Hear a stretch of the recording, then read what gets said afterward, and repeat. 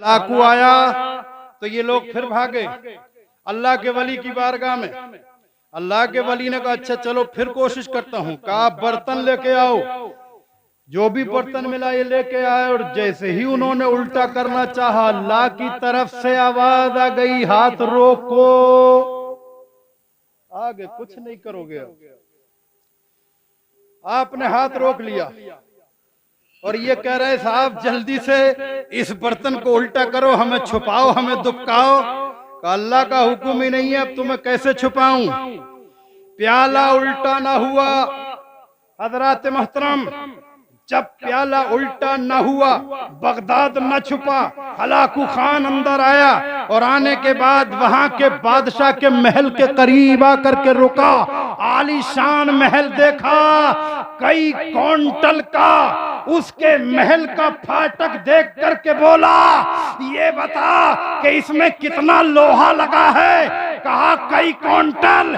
तो हलाकू बोला ओ नादान सुन, अगर तू इस फाटक को बनाने के बजाय तलवारें बनाता, ढाले बनाता, तीर बनाता। कह रहे हैं हजरात मोहतरम, अब जो वो बदबख्ती है बोल रहा है कि ये गलती इसलिए रह गई, हुजूर पढ़ना नहीं जानते थे, लिखना नहीं जानते थे, सहाबी ने जो लिख दिया वो ऐसे ही लिखा रह गया। तो अब 1400 साल के बाद इस सतोलुए को पता चला 1400 साल से इमाम आजम गुजर गए, इमाम मालिक गुजर गए, इमाम अहमद इब्ने हम्बल चले गए, इमाम शाफई चले गए, ये इतने इतने बड़े इमाम चले गए। गौसे आजम ख्वाजा गरीब नवाज, हजरात मोहतरम, ये औलिया अल्लाह की जमात जो अपने वक्त के ये वो लोग थे, जैसे अभी सुना नजरें उठा लें तो लोहे महफूज को देख लें और झुका लें तो खुर्शीद कयामत के लिए उनकी कमली के सिवा चादरे इतरत के सिवा, उनकी कमली के सिवा चादरे इतरत के सिवा। और पास रोजे भी थे, नमाजे भी, ज़कातो हज भी। पास रोजे भी थे, नमाजें भी, ज़कातो हज भी। हश्र में काम न आया कोई रहमत के सिवा, हश्र में काम न आया कोई रहमत के सिवा। और फजले ईमाही पे है फजले नसब भी मौकूफ, फजले ईमाही पे है फजले नसब भी मौकूफ। बू लहब के न लगा हाथ कुछ तब्बत के सिवा, क्या बात। बू लहब के न लगा हाथ कुछ तब्बत के सिवा। मर्तबा हजरत सिद्दीक का है ये सैयद, मर्तबा हजरत सिद्दीक का है ये सैयद। हर फजीलत को वो जामे है नबूवत के सिवा, क्या बात। हर फजीलत को वो जामे है नबूवत के सिवा। और जगह जगह के तुम्हें थक चुके हैं हंगामे, क्या बात। जगह जगह के तुम्हें थक चुके हैं हंगामे। नशाते लज्जते ख्वाबे गिरा बदल डालो। गलत रवि से मनाजिल का बोध बढ़ता है। जब गलत चलेंगे तो मंजिल दूर हो जाएगी, नहीं हो जाएगी। गलत रवि से मनाजिल का बोध बढ़ता है। मुसाफिरों रविशे कारवां बदल डालो। और सफीना अपना किनारे से भी है लग सकता, सफीना अपना किनारे से भी है लग सकता। हवा के रुख पे चलो बाद बां बदल डालो, हवा के रुख पे चलो बाद बां बदल डालो। और इकबाल ने कहा कौन है तारीके आईने रसूल मुख्तार, क्या बात। मसलहत वक्त की है किसके अमल का मेयार। और शोर है हो गए दुनिया से मुसलमान नाबूद। हम ये कहते हैं कि थे ही कहाँ मुस्लिम मौजूद। जी क्या बात। हम ये कहते हैं कि थे ही कहाँ मुस्लिम मौजूद। और वज़ा में ये है नसारा तो तमद्दुन में हुनूद, ये मुसलमान हैं जिन्हें देख के शर्माए यहूद। ये मुसलमान हैं जिन्हें देख के शर्माए यहूद। और ये तो माना कि तुम सैयद भी हो, मिर्जा भी हो, अफगान भी हो, है कि नहीं? कि हम पठान हैं, हम सैयद हैं, हम शेख हैं, हम चुनी हैं, हम चुना हैं। ये तो माना कि तुम सैयद भी हो, मिर्जा भी हो, अफगान भी हो, तुम सभी कुछ हो, तुम सभी कुछ हो, बताओ कि मुसलमान भी हो। तुम सभी कुछ हो, बताओ कि मुसलमान भी हो। हज़रात, आज हमारा और आपका, पूरी कौम मुस्लिम का इल्ला माशाअल्लाह मिजाज ये बन गया है कि हम सिर्फ जश्न गौसुल वरा में आकर के ये सोचते हैं कि मौलाना गौसे पाक की ऐसी करामत बयान कर दें जो हमने आज तक न सुनी हो। अरे कई सौ साल से जब सुनाने वाले सुनाते आ रहे हैं तो अब मौलाना कहीं से खोद के निकालेगा नई करामत? सही बात है। वही तो पुरानी होंगी। 700-800 साल हो गए तो अब कहां से कोई लेके आए? इस ख्याल में ना रहें, इस चाहत में ना रहें कि नई से नई करामत सुनने को मिले, बल्कि ये ख्याल लेकर के आए कि गौसे पाक हों या ख्वाजाए पाक हों या रसूल पाक हों, उनके फरामीन मुकद्दसा क्या हैं जिनको सुनने के बाद हमारी ये दुनिया भी कामयाब रहे और आखिरत भी कामयाब रहे। हज़रात, अल्लाह फरमाता है अला इन्ना औलिया अल्लाहि ला खौफुन अलैहिम वला हुम यहज़नून अल्लज़ीना आमनू व कानू यत्तकून। अल्लाह के दोस्तों को कोई गम नहीं है, कोई खौफ नहीं है। हज़रात, जरा आयत की तरतीब पर गौर कीजिए। ये एक दस्तूर है और सबका ये हज़रात मोहतरम तरीका है कि पहले हम किसी चीज की तारीफ बयान करते हैं, फिर उसके बाद उसके औसाफ और कमालात बयान करते हैं। जी।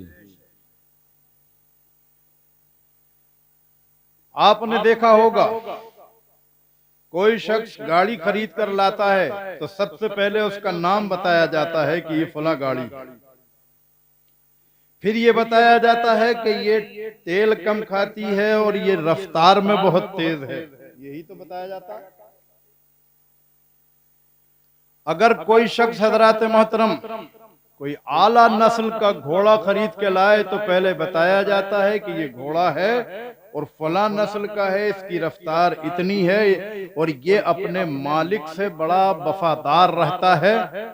तो पहले चीज की तारीफ होती है, उसके बाद उसकी खूबियां बयान की जाती हैं। मगर कुरान करीम के अंदर यहां आप देख रहे हैं पहले हज़रात मोहतरम ये नहीं बताया जा रहा है कि अल्लाह वाले कौन हैं, ये अभी नहीं बताया गया कि अल्लाह वाला किसको कहते हैं, बल्कि पहले ये बता दिया गया कि लोगों, ये अल्लाह वाले वो हैं जिनको कोई खौफ नहीं है, कोई गम नहीं है। इनकी खूबियां बयान कर दी गई हैं, कमालात बयान कर दिए गए हैं और ये बताया ही नहीं है कि ये है कौन। हज़रात मोहतरम, अब ऐसा है क्यों? अभी ये नहीं बताया अल्लाह वाला कौन है, ये बताया कि अल्लाह वाले वो हैं जिनको कोई खौफ नहीं, कोई गम नहीं। हज़रात, ऐसा क्यों है ऐसा इसलिए कि आपने देखा होगा रास्ता चलते हैं आपको नजर आता है किसी जगह बिजली का ट्रांसफार्मर रखा होता है, उस पर हजरात खतरा लिखा होता है, उस पर डेंजर लिखा हुआ होता है। वहां ये नहीं लिखा होता कि ये बिजली का ट्रांसफार्मर है, यहाँ लाइट आ रही है, यहाँ से बाहर जा रही है। ये नहीं लिखा होता कि ये लाइट चक्की चलाती है, ये नहीं लिखा होता कि ये लाइट हजरात मोहतरम पंखे चलाती है, ये कूलर चलाती है, ये एसी चलाती है। ये नहीं लिखा होता, बल्कि सिर्फ लिखा होता है खतरा। ऐसा क्यों है? तो कान खोल कर सुने।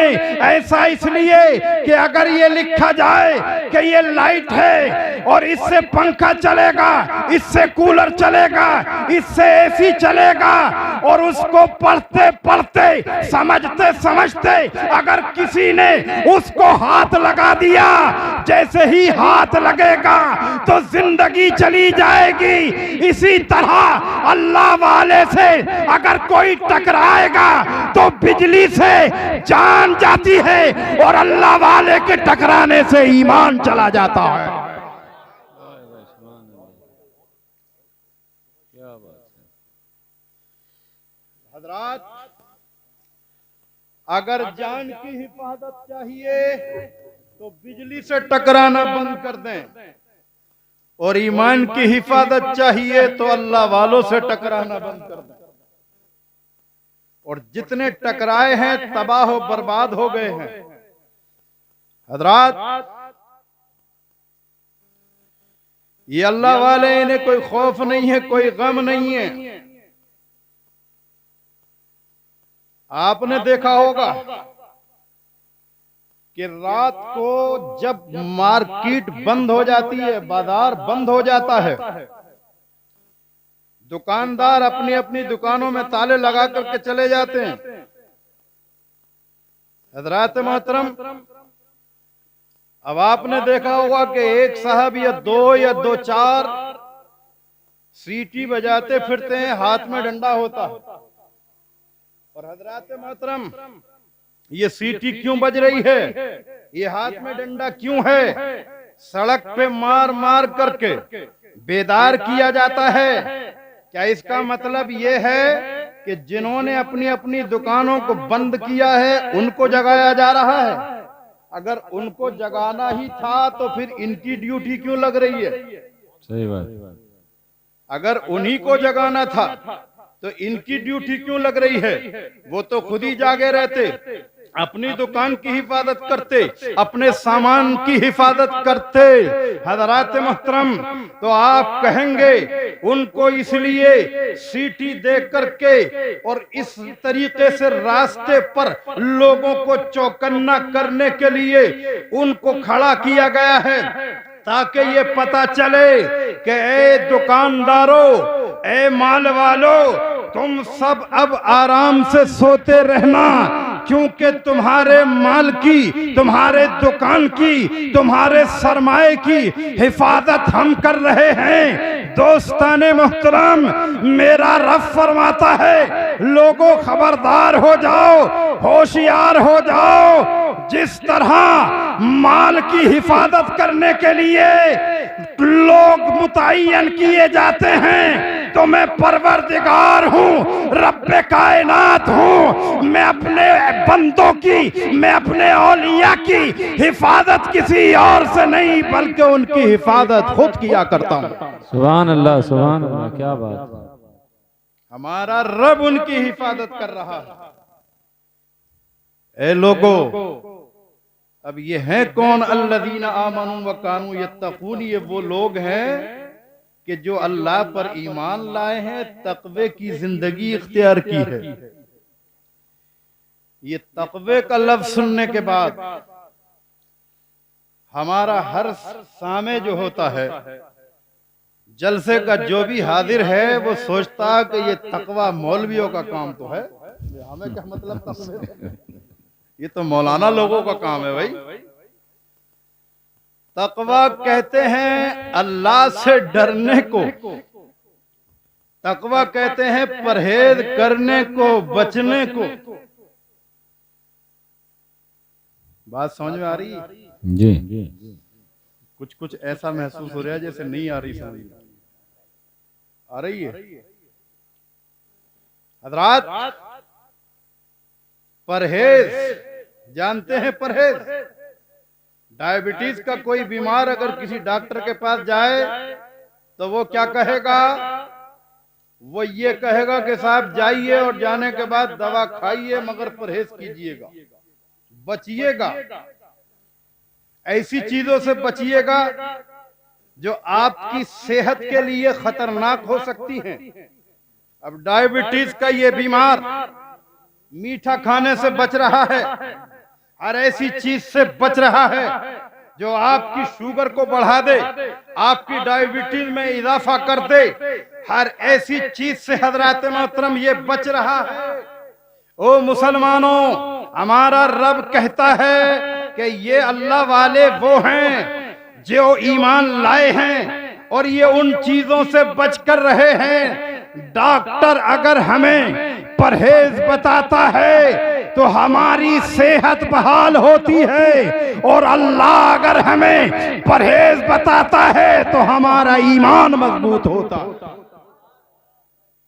अगर सेहत बरकरार रखनी है तो डॉक्टरों की बात मानो, और अगर ईमान बचाना है तो अल्लाह की बात मानो।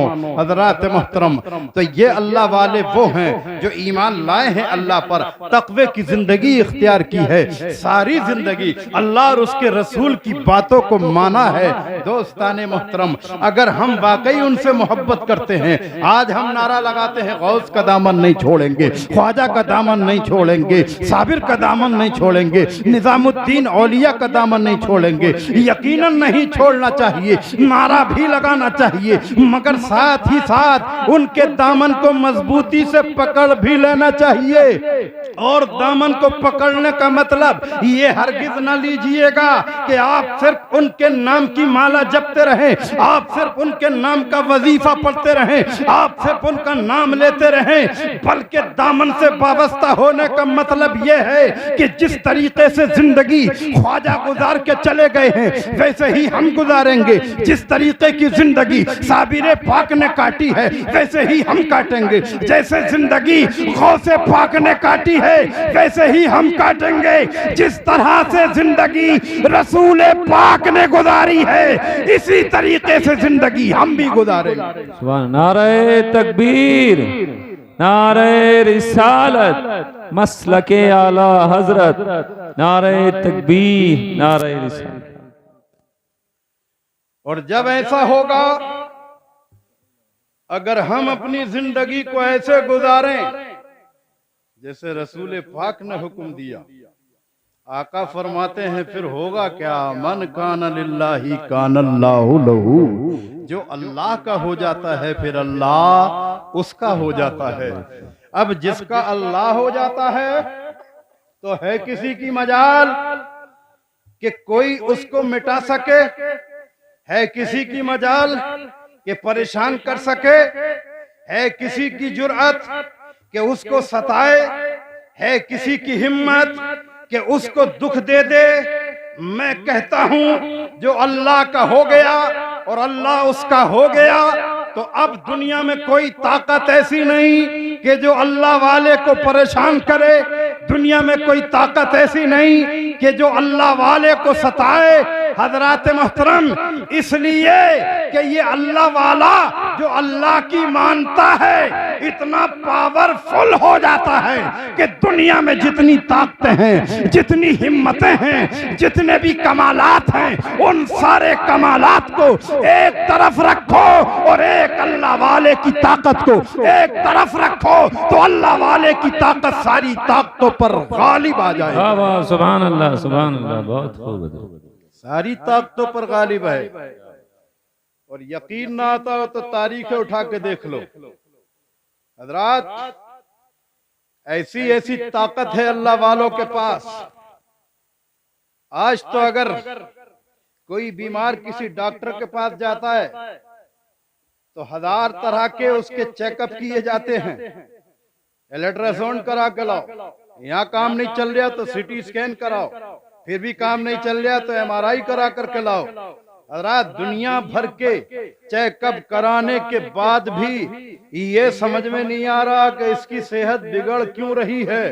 मरीज इश्क पर रहमत खुदा की, मर्द बढ़ता गया जूं जूं दवा की, जितनी दवा हो रही है इतना ही मरीज परेशान होता जा रहा है। मगर हजरात मोहतरम, अल्लाह अकबर, मुसलमानों जरा गौर तो करो, इन अल्लाह वालों का हाल तो ये है। अल्लाह अकबर तारीख बताती है, एक शख्स आता है और वजू करने के लिए बैठता है, वजू कर ही रहा है, वजू करके फारिग हुआ, सैयदना इमाम आजम अबू हनीफा उसके पास आए और आने के बाद कहा, ओ नौजवान घर चला जा और जा करके माँ बाप की खिदमत करना शुरू कर दे। माँ की बेइज्जती करता है, बाप की नाफरमानी करता है, जा करके उनसे माफी मांग ले, अल्लाह से तौबा कर ले, तेरे गुनाह माफ कर दिए जाएंगे। वो कहता है, इमाम आजम आपको क्या पता कि मैं माँ बाप का नाफरमान हूँ। इमाम आजम फरमाते हैं, मेरे नबी का फरमान है, जब कोई मुसलमान नमाज के लिए वजू करता है तो आज़ाए वजू से उसके गुनाह झड़ा करते हैं, उसके गुनाह गिरा करते हैं। तेरे गुनाह गिर रहे थे, मैंने उसका रंग देख के ये पता लगा लिया कि तू कौन सा गुनाह करके आया। क्या बात। किसी सीटी स्कैन में, किसी MRI में आ जाएगा। अगर आ जाए तो करा के देख लेना। दुनिया के किसी भी चेकअप में हजरात मोहतरम ये नहीं आ सकता कि क्या गुनाह करके आया है। मगर ये शान है अल्लाह वालों की कि वो देख करके बताते हैं कि ये गुनाह करके आया। हजरात, तुम अल्लाह के हो जाओ, अल्लाह तुम्हारा हो जाएगा। अल्लाह की मदद हर वक्त शामिल हाल रहेगी। मुफ्ती फरीद साहब ने कुरान करीम की आयत पढ़ी थी आप हजरात के सामने, और मुख्तसर सा वक्त था, मुख्तसर से वक्त में मुख्तसर सी रोशनी डाली थी। हजरात मोहतरम, वला तहिनु वला तहज़नु व अंतुमुल आलौना इन कुंतुम मुमिनीन। सुस्ती मत करो, घबराओ मत, तुम ही सर बुलंद रहोगे, तुम ही हाकिम बन के रहोगे, तुम ही बादशाह बन के रहोगे। शर्त यह है कि तुम मोमिन बन करके रहो। हजरात मोहतरम, किसी शायर ने कहा, शायर अल्लामा इकबाल कहता है, उनके जो हम गुलाम थे, उनके जो हम गुलाम थे, खल्क के पेशवा रहे, उनसे फिरे जहां फिरा, आई कमी वकार में, जब तक हम उनके थे उनके गुलाम थे, सारी कायनात हमारी गुलाम थी हमारी। हमें इंसानों की बात तो एक तरफ को रखो, इंसानों की बात एक तरफ। क्या आपको याद नहीं है, हजरत सफीना एक सहाबी है सरकार के। अल्लाह अकबर, मुसलमानों जरा तवज्जो देना। हजरत सफीना, मालूम है सफीना क्यों कहा जाए, नाम तो कुछ और था। सफीना कश्ती को कहते हैं, और इनका काम ये था, सीधे साधे बेचारे अच्छे मिजाज के भोले भाले थे। तो हमने, जैसे हम जैसा कोई है, उसने कहा साहब हमारा थैला आप रख लो, तो किसी ने कहा हमारा बैग भी आप रख लो, तो किसी ने कहा साहब हमारे कपड़े भी आप रख लो, तो किसी ने कहा साहब हमारे बर्तन भी आप रख लो। तो हजरात मोहतरम, उन बेचारों पे इतना सामान हो जाया करता था कि मोहब्बत में मेरे आका ने उनको सफीना कह दिया। कश्ती में सामान रखा जाता है कि नहीं रखा जाता, और जब मेरे आका ने मोहब्बत में उनको सफीना यानी कश्ती कह दिया, तो उनका असली नाम दुनिया भूल गई, इसी नाम से मशहूर हो गए। अल्लाह अकबर। मुसलमानों, ये हजरत सफीना हैं, जा रहे थे इस्लामी काफिले के साथ। मुजाहिदीन इस्लाम अपनी जानों की बाजी लगाने के लिए जा रहे हैं, परचम इस्लाम लहराने के लिए जा रहे हैं, इस्लाम के झंडे गाड़ने के लिए, कुफ्र और शिर्क को मिटाने के लिए, हज़रात मोहतरम अल्लाह की तौहीद का ऐलान करने के लिए, मुस्तफ़ा की रिसालत को मनवाने के लिए ये अल्लाह वाले जा रहे हैं। मुजाहिदीन का काफिला जा रहा है। ये कारवां एक जंगल से गुजरा गुजरा और जंगल से जब ये काफिला गुजरता है तो कुछ लोग आगे चले गए और ये सबका सामान लादे हुए पीछे पीछे जा रहे थे, क्योंकि सामान इतना था कि काफिले के साथ चलना इनके लिए बड़ा मुश्किल था, बड़ी परेशानी का मामला था। ये पीछे रह गए। अब जंगल के शेर ने जब ये देखा कि सब लोग आके निकल गए, अकेला एक रह गया है, जल्दी से वो शेर आया और आने के बाद रास्ता रोक कर खड़ा हुआ।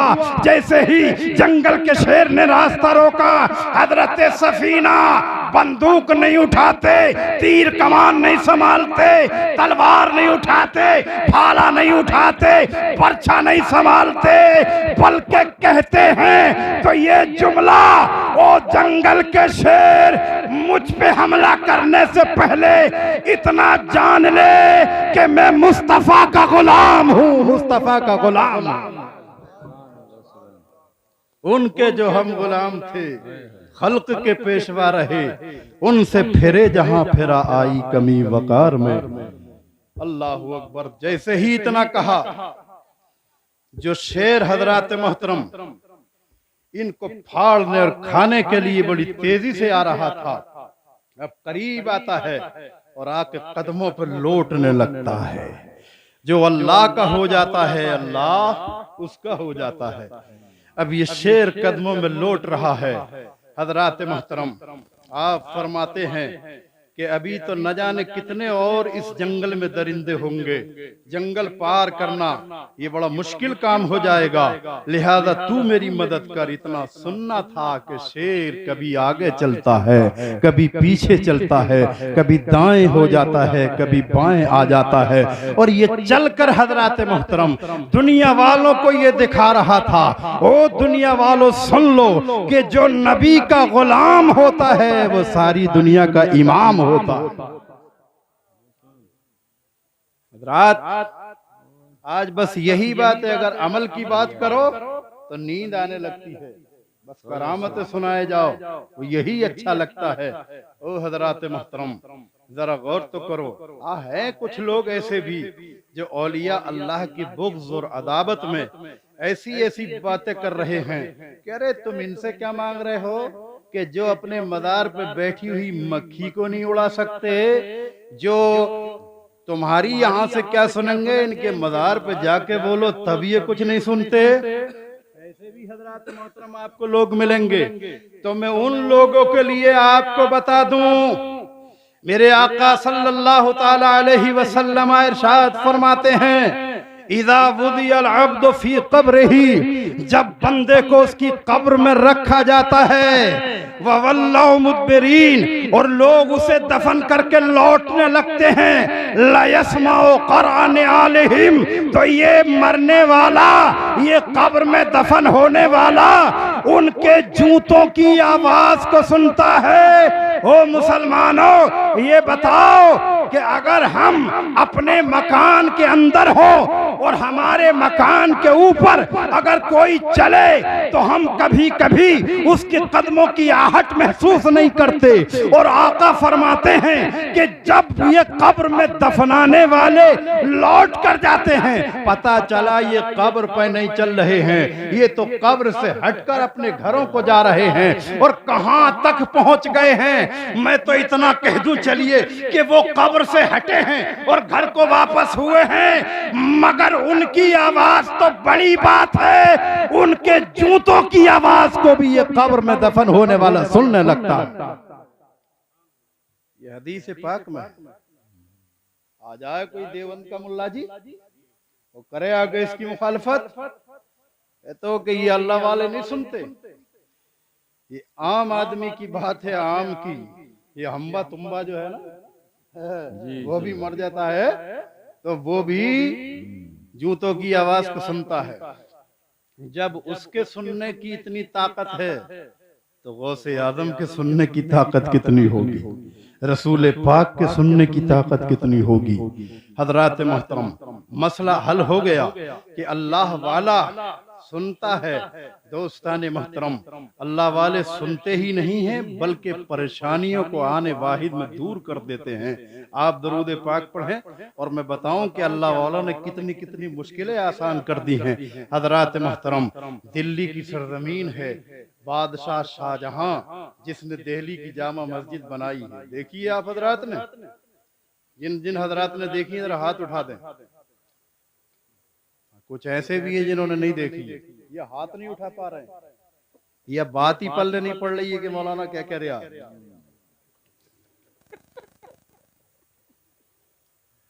दिल्ली की जामा मस्जिद जिन हजरात ने देखी है हाथ उठा दें। मैंने ये कहा है, बहुत से लोगों के हाथ अब भी नहीं उठ रहे। नहीं देखी? देखिए माशाअल्लाह, सुभान अल्लाह। हिंदुस्तान का अजीम बादशाह है, अल्लाह अकबर।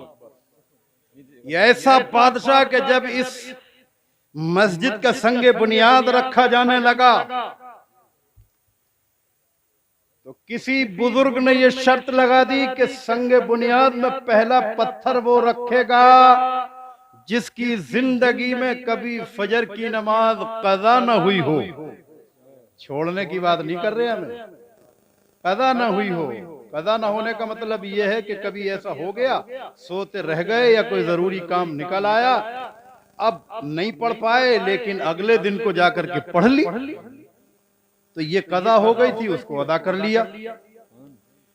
कहा ऐसा भी नहीं हुआ हो, जिंदगी में फजर की नमाज कज़ा न हुई हो, ऐसा आदमी इस मस्जिद की बुनियाद में पहला पत्थर रखे। अब जब ये आवाज लगी तो हजरात मोहतरम, हम जैसे बड़े बड़े जुब्बा और दस्तार वाले कप कपा रहे हैं, लरज रहे हैं। कोई आके पूछ न ले कि मौलाना अब्दुल वहाब तुम ही रख दो पत्थर, तो मौलाना अब्दुल वहाब का पहले ही पित्ता पानी हो रहा है। अरे के मुझसे तो जानी कितनी छूट गई है, मैं कैसे रखूंगा। हजरात मोहतरम, बड़े बड़े पीरों के भी जुब्बे हिलने लगे, बड़े बड़े मुत्तकी और परहेजगार बनने वाले घबराने लगे, कोई आगे को नहीं आया। हजरात मोहतरम, अब शाहजहां खुद आता है और आने के बाद कहता है आज मैं इसमें संगे बुनियाद का पहला पत्थर रखूंगा, इसलिए कि अल्लाह ने जब से मेरे ऊपर नमाज फर्ज की है वो दिन है और आज का दिन है। मैंने कभी फजर की नमाज तो दूर की बात, मैंने तहज्जुद की नमाज भी नहीं छोड़ी।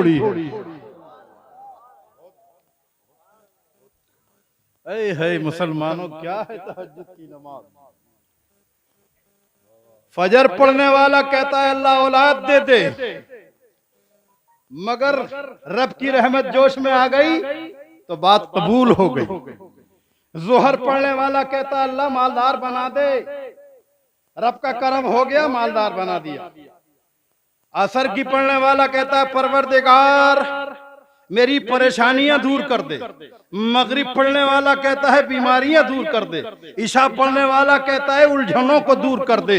हजरात मोहतरम, अगर करम खुदाबंदी हो जाए, अल्लाह का फजल हो जाए तो हो जाता है काम, और नहीं हुआ तो काम नहीं होता।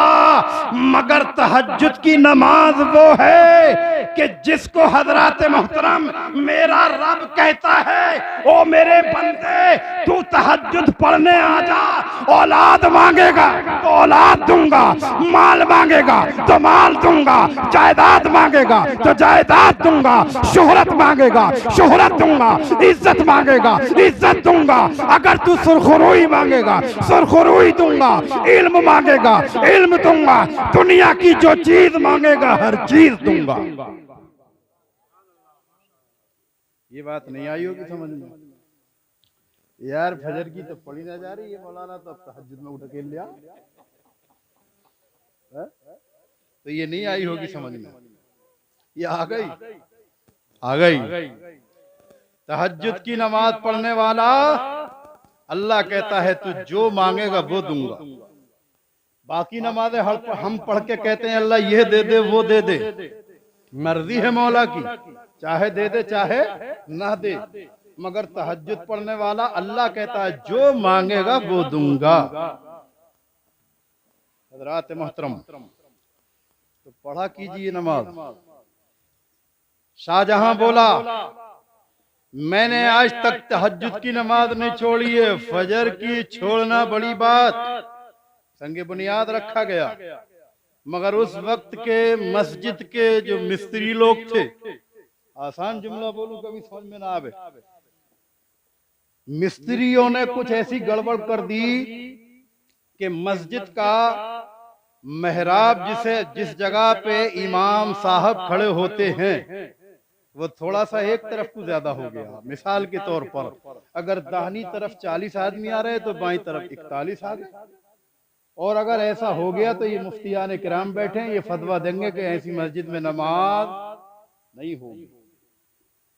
मेहराब मस्जिद का अगली दीवार के बिल्कुल बीच सेंटर में होना चाहिए। उलमा ने उस दौर में भी हजरात मोहतरम मसला बता दिया। शाहजहां बड़ा परेशान, और परेशानी के आलम में हजरात अब मस्जिद को नहीं तोड़वा रहा है। जरा ये तो कमाल देखो, अल्लाह अकबर मुसलमान, ये भी एक बड़ी काम की बात है। ये जितने भी बादशाहाने इस्लाम रहे हैं, ये शराबी भी रहे हैं, कुछ इनमें के कबाबी भी रहे हैं, रुबाबी भी रहे हैं, मगर वहाबी नहीं रहे हैं। आ रही बात समझ में? इनमें का कोई वहाबी नहीं था। कोशिश कर रहा है शाहजहां इस मस्जिद के मेहराब को बीच सेंटर में कैसे लाया जाए। मामूली बात नहीं था यार, पूरी दीवार को तोड़ना। ये इतनी चौड़ी दीवार इतनी तो होगी मेरे ख्याल से, जितना यहाँ से यहाँ तक ये है, या कुछ कम होगी। चलिए कुछ कम होगी। बड़े कीमती पत्थरों से बनी हुई है। अब इस सबको तोड़ना और फिर से बनाना ये बड़ा कर्रा काम, बड़ा परेशानी का आलम, मुश्किल। अब इस मुश्किल को कैसे दूर किया जाए? अल्लाहु अकबर मुसलमान। जैसे आला हजरत ने कहा था, आने दो या डुबो दो अब तो तुम्हारी जानिब, आने दो या डुबो दो अब तो तुम्हारी जानिब, कश्ती तुम ही पे छोड़ी लंगर उठा दिए हैं। हजरात मोहतरम, ये कब कही थी बात कि जब आप हज करने के लिए जा रहे थे और जहाज पानी में हिचकोले खाने लगा था। सारी दुनिया कह रही थी कि अब बचना मुश्किल है, तूफान जोरों पर है, जहाज डूब जाएगा, हम सब के सब डूब करके मर जाएंगे। तो आला हजरत ने कहा था कि आने तो या डुबो दो या रसूल अल्लाह, तुम्हारी तरफ आ रहे हैं, तुम्हारी मर्जी है, चाहे तो हमें आने दो, चाहे हमें डुबो दो। आने दो या डुबो दो अब तो तुम्हारी जानिब, कश्ती तुम ही पे छोड़ी लंगर उठा दिए हैं। वो जो कश्ती में लंगर होते हैं उनको उठा लिया गया और उनके सहारे कश्ती छोड़ दी गई। बताती है तारीख, जब इतना कहा गया तो मदीने वाले ने कश्ती को सलामती से पार गुजार दिया। कश्ती पार गुजर गई सलामती के साथ। हजरात मोहतरम, इन्होंने भी यही किया। रात का वक्त है और शाहजहां अपने घर में बैठा है और बैठ करके अल्लाह के रसूल की बारगाह में आंखें बंद करके हजरात मोहतरम अरीजा पेश कर रहा है। ए आका, बहुत पैसा खर्च किया है तब जाकर के मस्जिद बनी है, मगर मसला ये अटक गया, इसको कैसे दूर करूं? ए आका, करम फरमाइए, आप ही करम कीजिए कि ये मस्जिद का मेहराब सीधा हो जाए, बीच सेंटर में आ जाए। शाहजहां बैठा बैठा रात भर यही सरकार की बारगाह में इल्तिजाएं करता रहा, और जब रात का आखिरी हिस्सा आया, थोड़ी आंख लगी, किस्मत जागी, और जब किस्मत जागी मेरे आका ख्वाब में तशरीफ लाए और आने के बाद इरशाद फरमाया कि ये इतना छोटा काम मुझसे लेना चाहता है, अरे इस काम को कराना है तो दरियाए रावी के किनारे पर एक धोबी अब्दुल हकीम नाम का कपड़े धो रहा है, उसके पास चला जा, तेरा काम पूरा हो जाएगा। अल्लाह अकबर, बड़ा आसान काम हो गया। हजरात मोहतरम, दरियाए रावी के किनारे पर पहुंचा अब शाहजहां चंद सिपाहियों को लेकर। पाकिस्तान के करीब जाके है ये दरिया, यहाँ भी नहीं है। कोई वहां भी होता तो कहता कि ख्वाब में तो बताया है क्या करूंगा जाके, क्या मालूम ख्वाब मेरा सही था या गलत था। उस बदबख्त को तो यही पता नहीं, ख्वाब तो ख्वाब, उस बदबख्त को तो सरकार जागते में आकर भी कुछ बताते तब भी नहीं मानता, ऐसा बदनसीब है ना। अरे वो पाकिस्तान का मुल्ला तारिक मसूद है नहीं है, वो चुकटिया डाली का है, पतले से बदन का सतोलुआ, क्या कह रहा था वो सतोलुआ अभी, कुरान में गलती है, कुरान में गलती है। और वो गलती इस वजह से है कि अल्लाह के रसूल वही लिखवाते थे, तो सहाबा जो लिखते थे वही लिखने पर जो लोग मामूर किए गए थे, मुतय्यन किए गए थे, तो हो सकता है उनसे गलती हुई हो, मगर वो गलती यूं रह गई और आज तक रह गई कि अल्लाह के रसूल पढ़ना भी नहीं जानते थे, लिखना भी जानते थे। ये सतोलुआ पढ़ना भी जानता है, लिखना भी जानता है, और जो मुअल्लिम कायनात है वो पढ़ना नहीं जानता। है कितना बड़ा बदबख्त कि लिखना नहीं जानते थे, पढ़ना नहीं जानते थे। अब उससे कोई ये पूछे कि सबसे बड़ी तो तेरी बकवास ये कि रसूल पढ़ना नहीं जानते थे। अरे जब रसूल पढ़ना नहीं जानते थे तो जिब्रील अमीन आके क्यों कह रहे हैं इक़रा, ए महबूब पढ़िए। मैं मुफ्ती फरीद साहब हैं, ये मुफ्ती आदिल साहब जी जी, मैं इनसे कहूँ कि मुफ्ती साहब ये जरा मैं पर्चा लेकर के आया हूँ, पढ़िए। अगर ये पढ़ना नहीं जानते हैं तो मेरा कहना बेवकूफ़ी और हिमाकत होगा कि नहीं होगा, और ये पढ़ना जानते हैं, यकीनन जानते हैं, तभी तो कहूँगा। जिब्रील आकर के कह रहे हैं ए मोहम्मद पढ़िए। जब आका पढ़ना जानते ही नहीं थे तो जिब्रील आके क्यों कह रहे हैं? पता ये चला कि आका पढ़ना जानते हैं तभी जिब्रील कह रहे हैं। हजरात मोहतरम, अब जो वो बदबख्ती है बोल रहा है कि ये गलती इसलिए रह गई, हुजूर पढ़ना नहीं जानते थे, लिखना नहीं जानते थे, सहाबी ने जो लिख दिया वो ऐसे ही लिखा रह गया। तो अब 1400 साल के बाद इस सतोलुए को पता चला, 1400 साल से इमाम आजम गुजर गए, इमाम मालिक गुजर गए, इमाम अहमद इब्ने हम्बल चले गए, इमाम शाफई चले गए, ये इतने इतने बड़े इमाम चले गए, गौसे आजम ख्वाजा गरीब नवाज। हजरात मोहतरम, ये औलिया अल्लाह की जमात जो अपने वक्त के ये वो लोग थे, जैसे अभी सुना, नजरें उठा लें तो लोहे महफूज को देख लें और झुका लें तो तहत सरा को देख लें। हजरात मोहतरम, ये ऐसे ऐसे लोग सब चले गए, किसी को गलती नजर नहीं आई, अगर आ रही है तो मुल्ला मसूद को नजर आ रही है ना। है ये बदबख्त, तो इनसे तो अगर कोई सामने आकर भी कहे जब भी नहीं माने।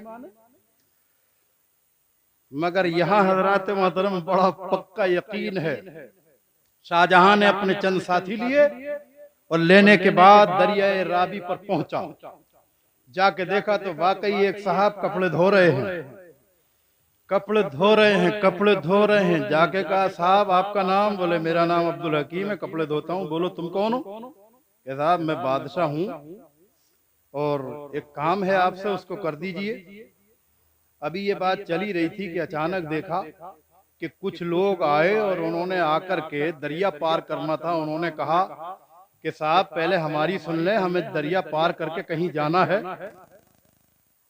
अब ये कपड़े धोने वाले अब्दुल हकीम साहब जो हैं, इन्होंने हजरात मोहतरम बादशाह से बात करना छोड़ी और उनसे कहा बताओ तुम्हारा काम क्या है? कहा हमारा काम ये है कि तुम इतने दिनों से यहाँ कपड़े धोते हो, आज तक तुमसे कोई पुल नहीं बनवाया गया, पुल बनवा देते तो हमें निकलने में आसानी हो जाती। आपने फरमाया ये कितनी देर का काम है? ले अभी पुल बनाता हूँ। वहीं से कपड़े का एक थान लिया, दरिया में फेंका और कहा पुल बन गया, इससे गुजर जा।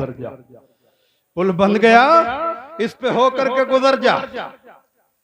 मगर डुलमुला गए ये गुजरने वाले। इन्होंने कहा यार बड़े मियाँ कहीं डुबा के न मार दे। ये कहे पुल बन गया, ये कैसा पुल है? अगर हम कदम रखेंगे तो दरिया में डूब जाएंगे, कपड़ा भी डूबेगा, हम भी डूबेंगे। तो हजरत अब्दुल हकीम ने फरमाया अपने बैल से कि ये लोग तो मेरी बात नहीं समझ रहे, मगर तू मेरी सोबत में रहता है, जरा इस पुल पे से गुजर के दिखा दे। बैल ने इतना सुना, घास चरना छोड़ी और कपड़े के पुल से गुजरा और हजरत मोहतरम दरिया पार कर गया। आपने फरमाया कि अब भी बात समझ में आ रही है नहीं आ रही है?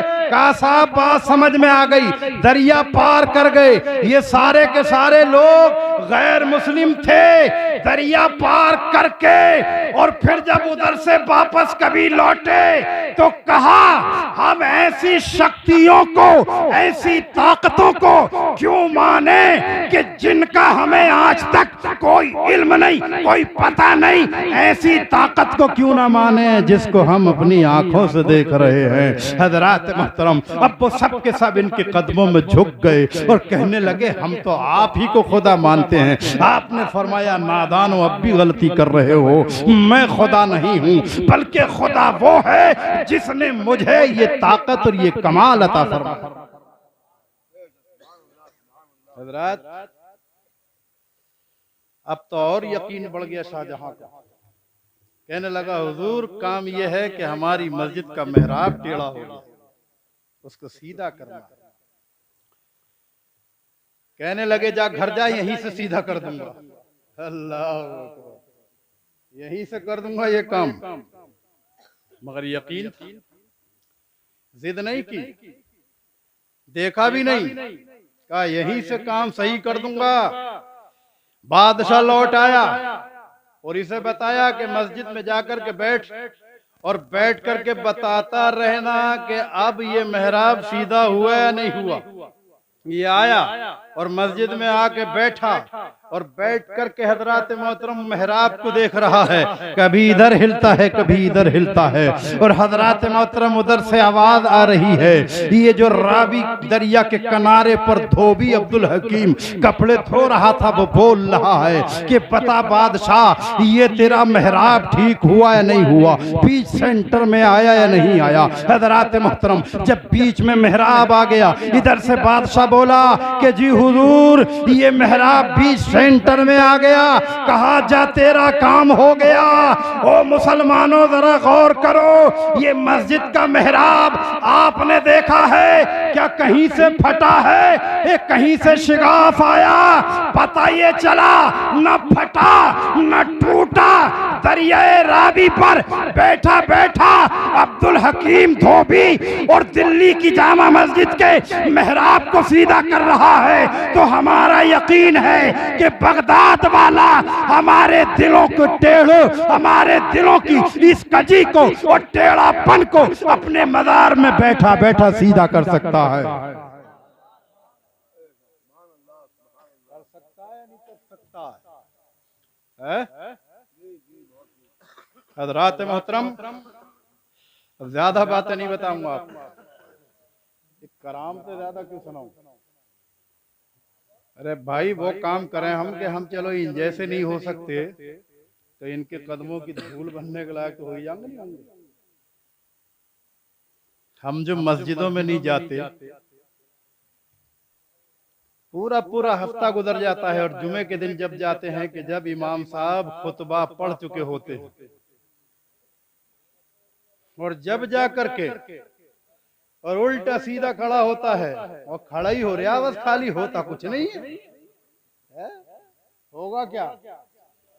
अगर अलहम्द शरीफ सुनने लगो तो एक हफ्ता लगा देगा हिज्जे निकाल निकाल के और सुना नहीं पाएगा। जब एक हफ्ते में अलहम्द शरीफ नहीं सुना रहा तो जुमे के दिन जाके क्या तीर मारता होगा? मारेगा कोई तीर? कुछ नहीं मार पाएगा। जुमे के दिन आ रहा है, जा रहा है, आ रहा है, जा रहा है, इसके अलावा और कुछ भी नहीं है।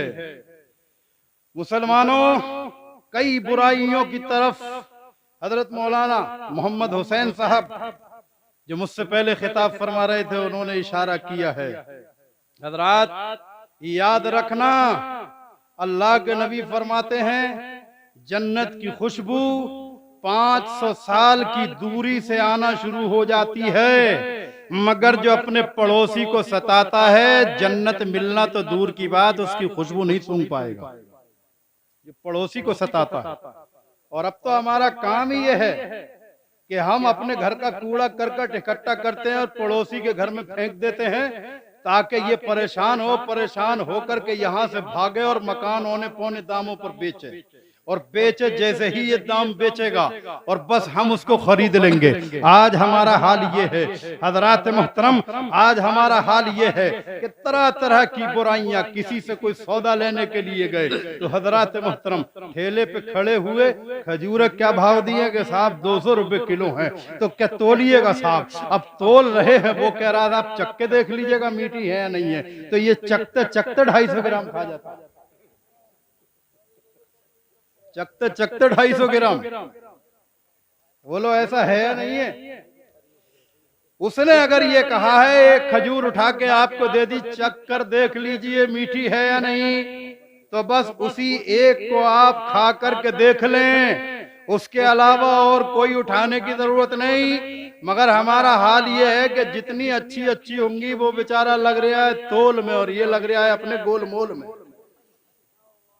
ये अपना काम निपटा रहा,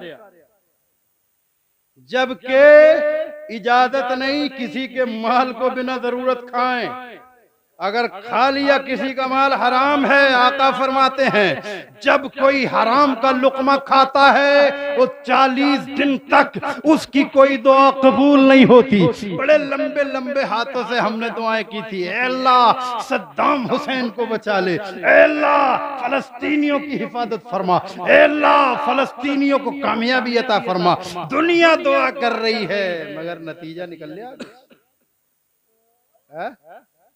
अरे नतीजा निकल रहा है कुछ, हमारी दुआ कबूल होंगी।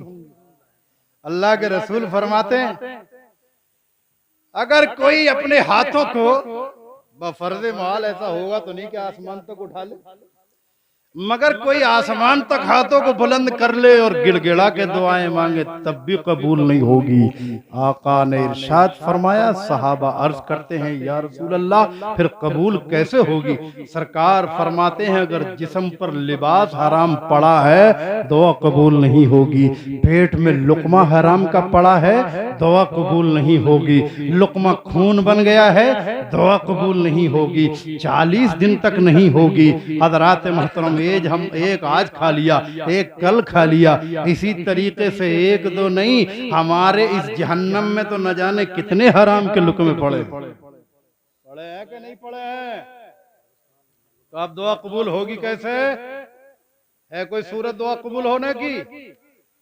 दुआ कबूल होने की कोई सूरत नहीं, सिर्फ और सिर्फ ये कि अल्लाह से डरो, अल्लज़ीना आमनू व कानू यत्तकून। हजरात याद रखें आज दुनिया चीख रही है, चिल्ला रही है, और मैं तो अब से 6 साल से ये बातें कह रहा हूं मगर लोगों की समझ में नहीं आती है। याद रखना कुटाई का टाइम आ रहा है, धुलाई का नंबर आ रहा है, इसी उसमें मत रहना कि हम तो बड़े पक्के वाले मुसलमान हैं, बड़े ठोस वाले मुसलमान हैं।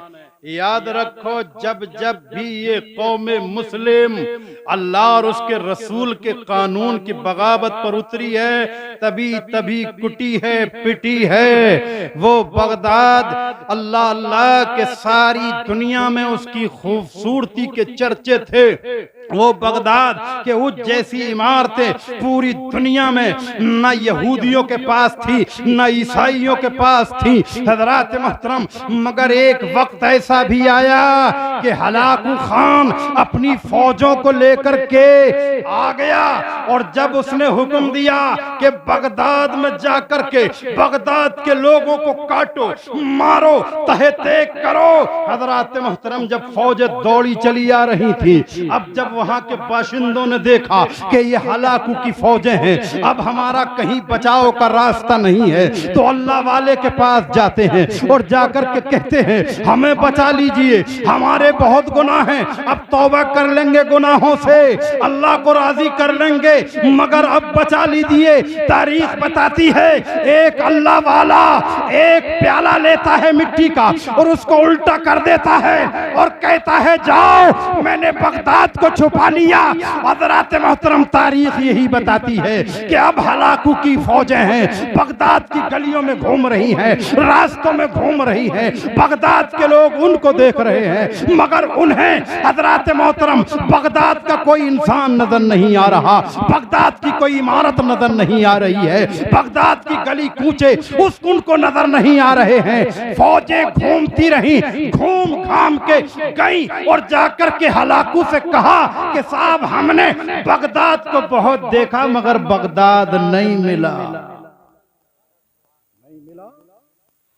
हलाकू ने कहा अरे पागल हो, कौन हो तुम लोग? बगदाद इतना बड़ा शहर और इतनी इतनी बड़ी इमारतें और तुम्हें बगदाद नहीं मिला? कहा साहब नहीं मिला। कि तुम लोग या तो झूठ बोल रहे हो या तुम्हारे दिमाग चल गए। इतना बड़ा शहर क्यों नहीं मिलेगा? हज़रात मोहतरम, इन सिपाहियों ने कहा साहब हम झूठ हरगिज नहीं बोल रहे। हलाकू ने कहा ठीक है, अब मैं चल के देखता हूं। कुछ दिनों के बाद हलाकू खुद अपनी फौज को लेकर के जब बगदाद की तरफ आया तो ये टस से मस नहीं हुए थे। ये जो बगदाद वाले लोग थे टस से मस न हुए, न नमाजों की पाबंदी की, न गुनाहों से तौबा की, न अल्लाह की बारगाह में रोए, न गिड़गिड़ाए, फूल के बैठ गए। बोले आपके साहब प्याला उल्टा करके हमें दुबका लिया था, आपके परात ले जाकर रख देना। पहले प्याले से काम चल गया था, अब बड़ी सी टपिया परात लेके चले जाएंगे और वो बगदाद के पूरे इलाके को छुपा देंगे। अब ऐसा ही हुआ। हलाकू की फौजें तेजी के साथ आ रही हैं और ये बगदाद के बुज़दिले निकम्मे जैसे आज मुसलमान के हो अगर हमें छुट्टी दे दो तो हम 15 मिनट में हिंदुस्तान खाली करेंगे। अरे क्या खाली करेगा, भाग भाग के गिर गिर के मरेगा। है मुझे पता है कितना बड़ा बहादुर है मुसलमान। जिसे देखो शुगर है, जिसे देखो हार्ट है, जिसकी देखो किडनी खराब है, जिसका देखो हज़रात मोहतरम बीपी हाई हो रहा है। अरे घर बीवी से लड़ता है तो बीपी हाई हो जाता है और जब तलवार लेके, तोप लेके, बम लेके कोई पीछे से आएगा तो बीपी का क्या हाल होगा? क्या होगा बीपी का? तो कर लेगा कुछ ये मुसलमान। वो ही मुसलमान थे कि पूरा पूरा दिन हज़रात मोहतरम हाथ से तलवार बराबर चल रही है और दूसरे हाथ से ढालों पर वार रोके जा रहे हैं। शिद्दत की प्यास लगी है, भूख लगी है, मगर जिस्म इतनी फौलाद के हैं, ऐसी फौलाद के। अल्लाहू अकबर। मुसलमानों, एक शख्स ईसाई और वो भी अपनी फौज का कमांडर, वो कमांडर जब आया और आने के बाद कहा अपनी फौज से ठहरो, पहले मैं जाऊंगा और खालिद बिन वलीद से मुकाबला मैं करूंगा। खालिद बिन वलीद के मुकाबले में आया। हजरत खालिद बिन वलीद ने हजरात मोहतरम जब उसको देखा तो बड़ा भारी भरकम लहीम शहीम पहलवान। हजरात मोहतरम कुछ देर तक तलवारबाजी होती रही मगर ज़हे इत्तेफाक के हजरत खालिद की तलवार पर उसकी तलवार पड़ गई। हजरत खालिद बिन वलीद की तलवार टूट गई। अब तो वो गुस्से में बड़ा और मगरूर हो गया और हजरत मोहतरम नाचने लगा, कूदने लगा कि अब खालिद की तलवार टूट गई, अब ये क्या करेगा। तारीख बताती है इतनी ताकत के साथ हजरत खालिद के तलवार मारी कि अगर लग जाती तो खालिद बिन वलीद के 2 टुकड़े यकीनी हो जाते, मगर खालिद बिन वलीद बिजली की तेजी की तरह जमीन पर लेटे। उसने तलवार मारी, खालिद जमीन पर लेट गए, पूरे का पूरा तलवार के साथ घूम गया और जैसे ही खालिद की तरफ को उसकी पीठ हो गई, हजरत खालिद ने उसको अपने इन आहिनी शिकंजों में ऐसा जकड़ा कि अब हजरत मोहतरम हाथ पैर नहीं हिला सकता था। पूरी ताकत लगा के अपना सीना खालिद बिन वलीद के सीने से टकरा दिया और इधर खालिद बिन वलीद ने अपने हाथों से इतना दबाना शुरू किया। तारीख बताती है कि खालिद दबाते जाते थे और उसकी पसलियां ऐसे टूट रही थी जैसे कोई बताशों को फोड़ता है। सारी पसलियां टूटकर हजरत मोहतरम बिखर जाती हैं और खालिद बिन वलीद जब उसको छोड़ते हैं तो जमीन पर मुर्दा पड़ा रहता है। कोई ऐसा हमला?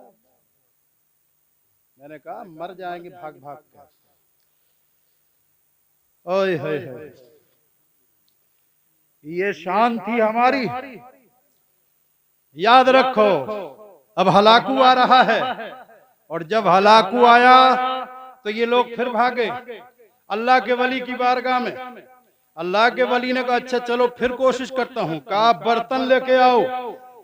जो भी बर्तन मिला ये लेके आए, और जैसे ही उन्होंने उल्टा करना चाहा, अल्लाह की तरफ से आवाज आ गई, हाथ रोको,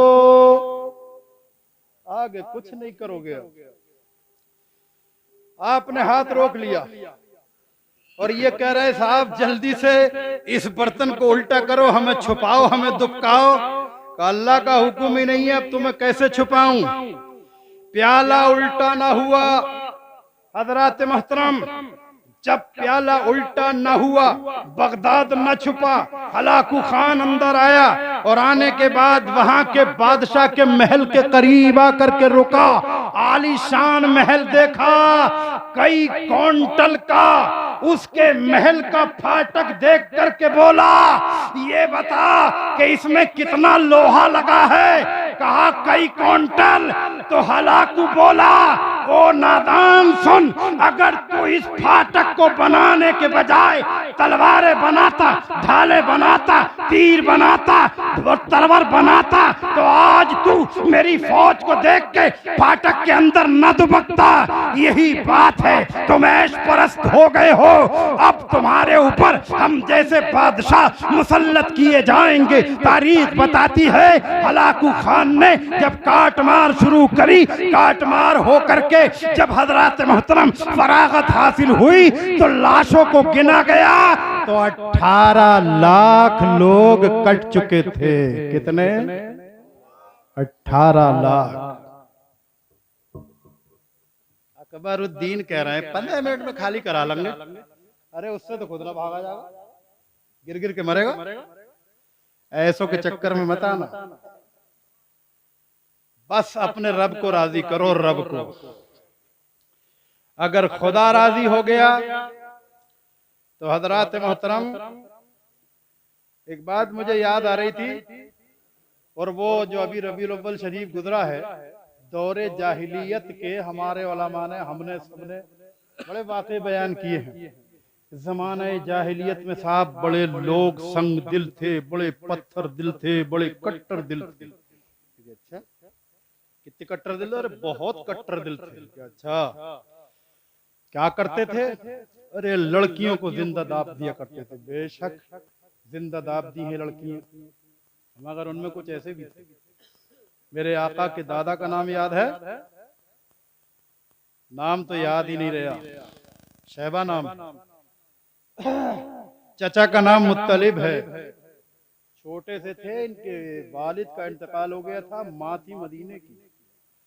मदीने में जाकर के ये भी रहने लगे। जब लोगों ने इनके चचा मुत्तलिफ से कहा कि तुम्हारा भतीजा मदीने में रह रहा है, गैरत आनी चाहिए तुम्हें, उसको लेकर के आओ, उसकी परवरिश करो, उसका माल उसके हवाले करो। मुत्तलिफ गया और जाने के बाद अपने भतीजे को लेके आया, और लाने के बाद हजरात मोहतरम परवरिश की। अब इनका नाम अब्दुल मुत्तलिब पड़ गया। हुजूर के दादा का नाम अब्दुल मुत्तलिब पड़ गया। मुत्तलिब का गुलाम अब्दुल मुत्तलिब नाम इस तरीके से पड़ा। मैं ये कहता हूं कि ये दौरे जाहिलियत थी। ज़माने जाहिलियत में हुजूर अलैहिस्सलातु वस्सलाम के दादा का चचा इतना रहम दिल निकला कि उनकी सारी जमीन और जायदाद वापस कर दी। और आज क्या हो रहा है? आज हाल ये है, अभी मैंने सुना एक जगह कि एक बेचारी लड़की अपने शौहर के घर रह रही, 2 बच्चे हो गए, इंतकाल हो गया शौहर का, लीवर खराब हुआ, इंतकाल हो गया। अब लड़की वाला बेचारा हर एक चाहेगा कि मेरी लड़की अब परेशान होगी अगर मैं उसको वहां से लेके आता हूं, तो एक तो 2 बच्चे। आज तो हाल ये है कि जिन बच्चियों की शादी नहीं हुई है उनके रिश्ते मिलना मुश्किल है, तो इस मेरी बच्ची पे तो 2 बच्चे हैं, कहाँ रिश्ता मिलेगा। तो इसने कहा साहब आपका छोटा लड़का है, लिहाजा आप ऐसा करो कि अपने छोटे लड़के से मेरी इस बेटी का निकाह करा दो। तो वो जो बुढ़िया डोमनी है वो क्या कह रही है कि ऐसा ही थोड़ी कर लूंगी, अगर लौंडे को कहीं और से ब्याह के लाती तो दोबारा नाक कान मिलते। अच्छा अभी तक नकटिया बुचटिया बैठी है, नाक कान ही नहीं है तेरे पास अभी। है नाक कान ले रही है, नाक कान लूंगी दोबारा। लड़की वाला का ठीक है, नाक कान भी दे देंगे। बोले ये तो मेरे हो गए, और लल्ला के अब्बा को अंगूठी मिलती सोने की, बोले वो भी दे दूंगा। अंगूठी का भी वादा कर लिया, और लल्ला को तो फिर सब कुछ मिलता ही, कहा जितना भी मिलता तेरे लल्ला को सब कुछ दे दूंगा। कहा वो भी सब कुछ हो गया, मगर बारात लेके जाते तो कोरमा बिरयानी नाप तक चिन के आते। अब तो ऐसे ही काम चल जाएगा तुम्हारा, बोलो बारात लेके आमे या नहीं। तो उसने कहा बारात भी लेके आ जाओ। बगैरत बारात लेकर के पहुंच गया, 2 बच्चों की माँ उसकी बारात लेकर जालिम पहुंच गया। बोलो जमाने जाहिलियत में लोगों के दिल ज्यादा कर रहे और सख्त थे, या आज के इन लोगों के दिल कर रहे हैं? ईमानदारी से बताना, आज के लोगों के दिल ज्यादा सख्त और कर रहे। अगर दिल सख्त न होते तो वो उस औरत का बेटा भले ही इस बेवा से निकाह करता या ना करता, मगर मैदान में आके खड़ा होकर ये कहता मेरे भाई का इंतकाल हो गया, अल्लाह की मर्जी है, मगर इन दोनों बच्चों को बाप की तरह पालूंगा और इनका जो भी सरमाया है वो सब इनके हवाले कर दूंगा। जिस तरीके से हुजूर के दादा का सारा मालो असबाब हुजूर के दादा के चचा ने उनके हवाले कर दिया। ओ मुसलमानों जरा गौर तो करो, तो मैं ये कहता हूं कि दिलों के अंदर सख्तियां दौरे जाहिलियत में मुझे कम नजर आती हैं, आज ज्यादा नजर आती। फिर कह रहे हैं कि हम मुसलमान हैं, पक्की तोल के मुसलमान हैं। है बातें कैसी करेगा? बोले साहब रिश्ता कर लेंगे, मगर 65 आदमी आएंगे रिश्ता चढ़ाने के लिए। वो कह रहा है साहब कुछ कम कर लिए। बोले ना हमारे तो इतने ही हो रहे हैं। कौन कौन से हो रहे हैं? कि एक हमारा चचेरा फूफा है, एक मुमेरा है, खलेरा है, पूरी कायनात में इकट्ठा कर रहे हैं। मुमेरे फुफेरे खलेरे लुटेरे कर रहा है, इकट्ठे नहीं कर रहा। और ये सारे के सारे लुटेरे पहुंच जाते हैं 60 65 70 इतने इतने जा रहे हैं। अब इन मस्त कलंदरों के इंतजाम के लिए 20-25 आदमी तो चाहिए, नहीं चाहिए? और फिर बातें क्या है? बोले साहब कुछ हो या ना हो, मगर खाना सही से खिला दियो, हमारी नाक नहीं कटनी चाहिए। 5 बजे जाके पहुंचता है और सुबह से 5 बजा देगा अपने घर 250 ग्राम 5 किलो पानी में दूध डाल के चाय बना के नहीं पिलाता। आ रही है बात? समझ में नहीं आ रही है? जब ये इतनी पतली चाय नहीं पिला रही, अब बस रिश्तेदार भी ये भी सबके सब पेट धोए बैठे हैं। बोले अब तो वहीं जाके खाएंगे, अब तो वहीं जाके खाएंगे। अब फिराई पे फिराई चली आ रही है भागी हुई। जो बोटी थोड़ी सी कर रही देखी, बोले नहीं ये नहीं खाई जाएगी। क्यों कर रही है? जरा मुलायम वाली लेकर के आओ। कर रही ये सब फेंकी जा रही हैं, मुलायम मुलायम सब खाई जा रही हैं। पूछो उम्र कितनी है? कहीं अभी क्या है, अभी तो 20-22 साल का हूँ। और उस वक्त ये कर्री बोटी खाने के लिए बोले डाढ़ काम नहीं कर रही। अरे कैसा 22 साल का जवान है कि तेरी डाढ़ काम नहीं कर रही? बोलो ये हाल खराब है या नहीं? हमारा है या नहीं? क्या दौरे जाहिलियत में ऐसा होता था? मुसलमानों, औलिया अल्लाह के दामन को पकड़ने का मतलब यह है कि बस जिस तरीके से जिंदगी इन्होंने गुजारी है बड़ी आसानी के साथ जिंदगी गुजरेगी अगर हम भी इसी तरीके से काम करने लगें। तूफान नूह लाने से ए आँख फायदा, 2 अश्क ही बहुत हैं अगर कुछ असर करें। औलिया अल्लाह परहेजगार बन के रहे, मुत्तकी बन के रहे, अल्लाह से डरने वाले बन करके रहे। अगर हम भी अल्लाह से डरेंगे तो मुझे उम्मीद है कि हम भी अल्लाह के हिफ्ज़ व अमान में रहेंगे। और अगर हमने अल्लाह का खौफ न किया, बहुत से वाक़यात हैं, तो मुझे लग रहा है मैं 6 साल से इस बात को कह रहा हूँ कि कुटाई का पिटाई का नंबर अब आ रहा है। इससे बचने का सिर्फ और सिर्फ एक रास्ता है कि नबी के दामन को मजबूती से पकड़ लो, औलिया अल्लाह के दामन से लिपट जाओ, उनके नक्शे कदम पर चलो, अल्लाह के हुक्म को मानो, रसूल पाक के अहकाम को मानो, औलिया अल्लाह की मोहब्बत में हजरात मोहतरम जिंदगी वैसी ही गुजारो जैसे ये औलिया अल्लाह गुजार के चले गए।